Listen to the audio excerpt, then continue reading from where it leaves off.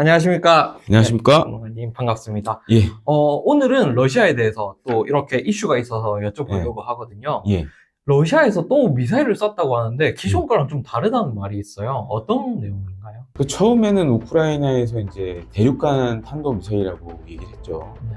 일반적으로 이제 대륙간 탄도미사일은 말 그대로 대륙에서 대륙을 넘어서 공격하는 보통 사거리가 10,000km 이상 되는 미사일을 얘기를 합니다. 그래서 처음에 저도 깜짝 놀랐죠. 보통 대륙간 탄도미사일은 일반적인 그런 재래식 탄두를 갖고 있지 않거든요. 거의 99%가 핵탄두를 갖고 있다고 봐야 돼요. 대륙간 탄도미사일. 그래서 야, 정말 러시아가 이거 핵을 쏘려고 저러는 건가? 라고 했는데 이제 시간이 지나고 보니까 대륙간 탄도미사일은 아니었구나. 물론 지금도 우크라이나 정부는 대륙간 탄도미사일이라고 얘기를 합니다. 만약에 진짜 대륙간 탄도미사일이었으면 미국이 가만 안 있었겠죠. 왜냐면은 대륙간 탄도미사일은 기본적으로 지구 종말 무기예요. 그래서 우리가 영화 뭐 터미네이터 2 보면 막 핵폭발하면서 막 지구가 멸망하는 게 나오잖아요. 네. 실제로 그렇기 때문에 미국이나 러시아는 전략 핵무기 협정들을 맺고 있습니다. 물론 그 중에는 지금 유명무실화된 것도 있지만 기본적으로 시험 발사하기 24시간 전에 통보를 하게 돼 있어요. 그게 러시아든 미국이든 간에, 왜냐하면 잘못 쏘면 지구 종말로 갈 수 있는 위험한 무기이기 때문에 그런 일종의 안전장치를 갖고 있거든요. 근데 이번에 미국 쪽에서 반응이, 우크라이나는 뭐 대륙간 탄도미사일 했지만 하루 지나서 나왔어요. 그래서 이제 그 비하인드 스토리도 같이 나왔는데, 러시아가 요 새로운 미사일을 쏘기 전에 연락을 줬다, 뭐 이런 내용들이 다 나왔고, 그리고 미국 정부도 이건 대륙간 탄도미사일이 아니다, 그냥 중거리 미사일 IRBM이다, 이제 이렇게 얘기를 하는데, 참고로 IRBM은 사거리가 보통 500km 이상, 그 다음에 5,500km 미만을 얘기합니다. 근데 이번에 러시아가 쏜 거는 사거리가 5,500km 미만이었어요. 그래서 한편으로는 다행이다, 하마터면 정말 큰일 날 뻔했는데, 그리고 이제 러시아가 이 미사일 쏘기 전에 핵 교리도 변경했고, 갑자기 러시아 공영방송에서 이 이동식 핵 쉘터를 공개를 했어요. 이 핵 쉘터가 뭐냐면, 핵 무기의 핵폭발이 됐을 때 뭐 아주 가까운 거리는 아니지만 좀 떨어진 거리에서는 사실 좀 영향이 최소화됩니다. 근데 그 핵 쉘터에 들어가면 거의 방사능 피해를 안 받아요. 갑자기 이거를 들고 나와서 많이 놀랬죠. 진짜 핵을 쏘려는 의도가 아니냐, 이렇게 생각을 했는데, 다행히 뭐 러시아도 사실 그렇게 했을 경우에는 자기네들도 피해가 크고, 그러니까 이제 푸틴 대통령이 나와서 막 얘기를 했죠.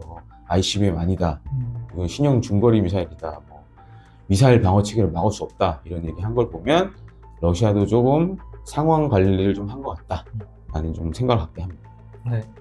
그러면은 저 궁금한 게 하나 생겼는데, 예. 그 핵 교리를 바꿨다고 하는데 뭐 어떤 내용이 좀 바뀌었을까요? 기존에는 이제 예를 들어서 적국한테 공격을 당했을 경우, 뭐 이런 걸 보통 교리로 산정을 했다면, 지금은 그 나토 회원국이나 미국이 장거리 무기를 지원해서 러시아 영내를 공격하면 그걸로 인해서 그 지원한 나라나 공격한 나라를 핵 무기로 공격할 수 있다, 이런 내용으로 교리를 바꿨어요.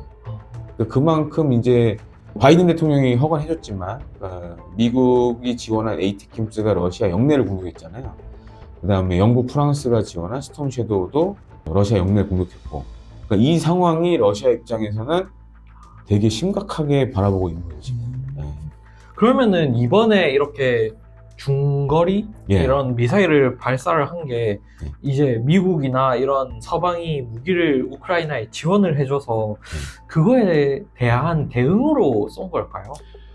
한 두 가지 목적이 있는 것 같습니다. 첫 번째는 말씀하신 대로 이런 장거리 무기를 지금 이용해서 러시아 영내를 공격하기 때문에 이거를 좀 못하게 하려는 의도가 있는 것 같고, 그 다음에는 사실 이 우크라이나 전쟁이 뭐 어떻게든 내년에 끝날 거예요. 근데 지금 잘 보면 서로 종전에 유리한 상황을 만들려고 노력을 많이 하거든요. 그러니까 러시아가 종전에 유리한 상황을 만들기 위해서 이런 신형 중거리 탄도미사일을 쓴 걸로도 보여지고, 근데 한편으로는 가성비라는 측면에서 봤을 때는 이게 되게 손해예요, 사실.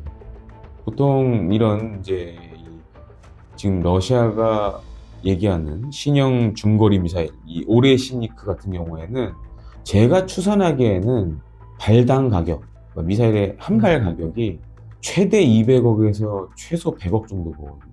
한 발이요. 예. 그러니까 보통 지금 러시아가 갖고 있는 야르스라는 이제 대륙간 탄도미사일이 있는데 찾아보니까 발당 가격이 거의 300억 하더라고요. 근데 이제 이거는 사거리가 그거보다 좀 적기 때문에 제가 봤을 때 한 최대 200억, 최소 100억 하는데 사실 이제 러시아가 가진 미사일 중에 이스칸데르라는 탄도미사일이 있습니다.